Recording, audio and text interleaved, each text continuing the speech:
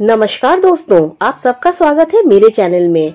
आज मैं आपको हनुमान जी की एक कथा सुनाऊंगी जिसमें हनुमान जी अपने भक्त के लिए जेल पहुंच जाते हैं।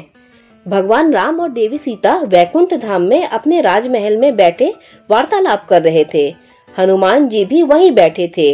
वार्तालाप के बीच में माँ सीता भगवान राम से बोली, प्रभु बहुत समय हो गए धरती का चित्रण नहीं देखा। पृथ्वी पर सब कुशल मंगल तो है ना?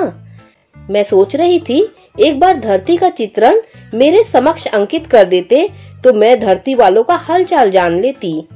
श्री राम बोले, देवी सीता आपको चिंतित होने की आवश्यकता नहीं है, मैं अभी आपको धरती का चित्रण दिखाता हूँ। भगवान राम ने हवा में हाथ उठाया और धरती का चित्रण उनके समक्ष दिखाई देने लगा। सभी मनुष्य जीव जंतु दिखाई देने लगे। उनके बीच हनुमान जी की नजर राम मंदिर में बैठे पंडित पर गई। पंडित बोल रहे थे, राम सिया राम जय जय राम।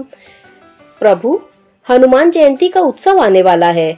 इस बार भक्तों को चढ़ावा आ जाए तो मुखिया जी मुझे अच्छे पैसे दे देंगे, वरना भक्तों का चढ़ावा कम आता है तो मुखिया जी भी पैसे देने में बहाना करते हैं। मुखिया जी बोले, किस सोच में डूबे हो पंडित जी, क्या विचार किया है? हनुमान जयंती पर ऐसा क्या प्रस्तुत करोगे ताकि भक्तों की भीड़ लग जाए? देखो पंडित जी, अभी तो ये कथा और कीर्तन सुनने कोई नहीं आता। एक दो भक्तों से कितना चढ़ावा इकट्ठा हो जाएगा ये आप भी जानते हो।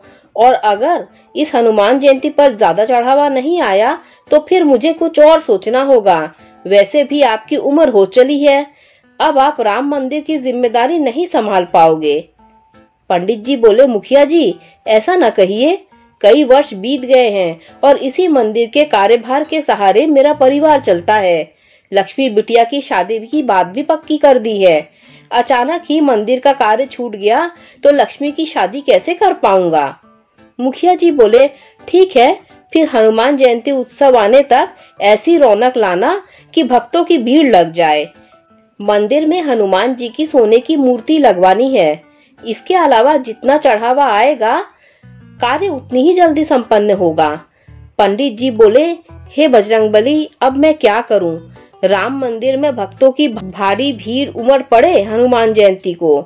अब आप ही कुछ कीजिए, मेरी सहायता कीजिए। श्री राम बोले, पवन पुत्र तुम इसी समय धरती लोक पर जाओ और पंडित जी की सहायता करो। उन्होंने तुम्हें सच्चे हृदय से पुकारा है। हनुमान जी बोले, प्रभु मैं इसी समय धरती लोक पर जाता हूँ। श्री राम बोले, हनुमान तुम्हें साधारण मनुष्य की भांति ही पंडित जी की सहायता करनी होगी और आवश्यकता पड़ने पर ही अपनी शक्ति का उपयोग करना। श्री राम और माता सीता की आज्ञा पाकर हनुमान जी मनुष्य रूप में धरती लोक में पंडित जी के पास पहुँचे और बोले, जय श्री राम पंडित जी, मैं बड़ी दूर से आया हूँ, क्या कोई काम मिलेगा? आपकी अति कृपा होगी। पंडित जी बोले, मैं इस मंदिर में तुम्हें काम दे दूं, पर मेरे पास इतनी धनराशि नहीं है कि तुम्हें तनख्वाह दे सकूं। हनुमान जी बोले, पंडित जी काम के बदले आप मुझे रोजाना मंदिर में चढ़ने वाले प्रसाद और फल खाने को दे देना, यही मेरे लिए काफी होगा। पंडित जी सोचे, इसे काम पर रख लेता हूँ, मंदिर के कार्य में मेरी सहायता करेगा तो मुझे भी सहारा मिलेगा। वे हनुमान जी को बोले, ठीक है, तुम आज से ही मंदिर की साफ सफाई और पूजा की व्यवस्था का कार्य संभाल लो। हनुमान जी मंदिर का सारा कार्यभार संभालने लगे। पंडित जी बदले में हनुमान जी को भगवान राम के प्रसाद में चढ़े फल खाने को दे दिया करते। हनुमान जी के आ जाने से पंडित जी को सहारा हो गया। एक सुबह जब पंडित जी कथा कर रहे थे, हनुमान जी अपने असली रूप में आ जाते हैं और मंदिर में भजन गाते हुए नृत्य करते हैं। आते जाते भक्तों की भीड़ लगनी शुरू हो गई। भक्त मंदिर में चढ़ावा चढ़ाकर और आशीर्वाद लेकर हनुमान जी के भजन कीर्तन का आनंद लेने लगे। वे सदानंद की वेशभूषा देखकर खुश हो गए। अब तो हनुमान जी पंडित जी के साथ मंदिर में अपने असली रूप में भजन कीर्तन करने लगे और भक्त झांकी देखकर खूब आनंद लेते। धीरे धीरे मंदिर में भक्तों की भीड़ बढ़ने लगी और हनुमान जयंती उत्सव आने तक मंदिर में बहुत मात्रा में चढ़ावा आ गया। मुखिया बोले, अरे पंडित जी इस बार तो कमाल हो गया, इस बार तो मंदिर में अच्छा चढ़ावा चढ़ा। अब मंदिर की मूर्ति की स्थापना हो जाएगी।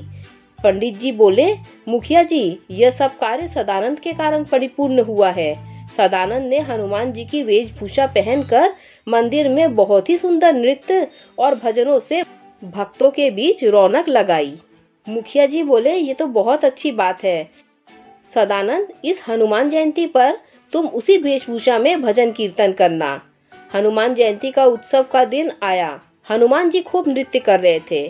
तभी मुखिया जी ने अपनी पत्नी सुमित्रा से कहा, अच्छा हुआ जो तुमने वीर सिंह को इस उत्सव में न्योता दे दिया। पंडित जी, यह मेरा साला है। हनुमान जी की सोने की मूर्ति की स्थापना में इसके भी शुभ हाथ लग जाएंगे। वीर सिंह बोला, जीजा जी, हनुमान जी की तो मूर्ति काफी भारी बनवाई है, बड़ी महंगी रही होगी।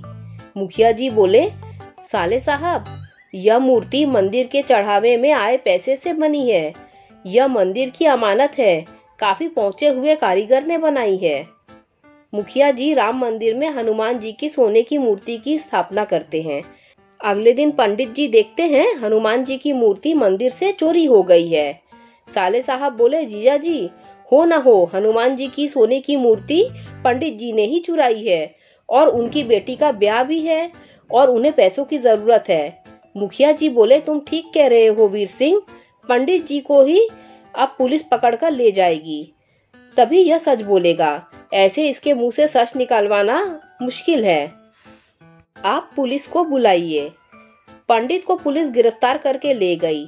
सदानंद थाने पहुंचकर बोले, इंस्पेक्टर साहब, असली चोर पंडित जी नहीं है, मैंने मूर्ति की चोरी की है। आप मुझे गिरफ्तार कीजिए, पंडित जी को नहीं।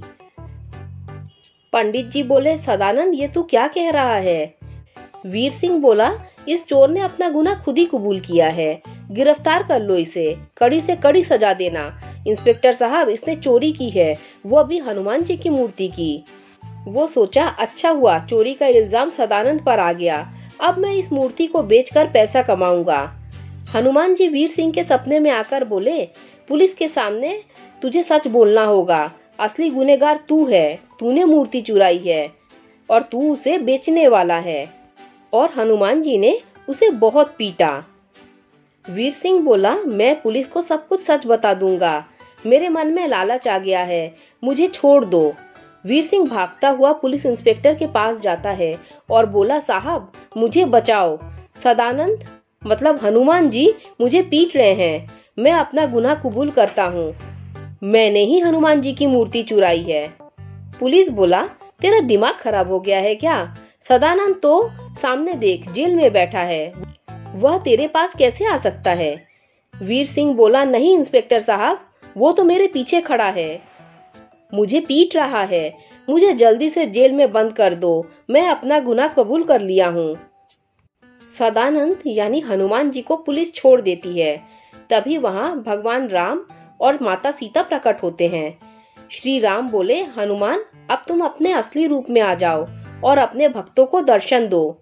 हनुमान जी बोले, जो आज्ञा प्रभु जी।